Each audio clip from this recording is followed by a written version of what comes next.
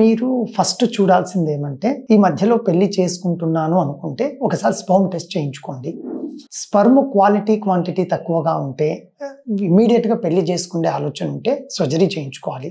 Number 2, మీరు ఏదైనా డిఫెన్స్‌కో ఈ పోలీస్ కానిస్టేబుల్స్ దానికి కనుక మీరు ఆ కాంపిటేటివ్ ఎగ్జామ్స్ రాసి ఆ పోస్ట్‌కు కనుక ఎలిజిబుల్ అయ్యే క్రమంలో ఉంటే ఖచ్చితంగా అక్కడ డాక్టర్ గారు ఎగ్జామినేషన్ చేసినప్పుడు ట్రీట్ చేసుకోమంటారు.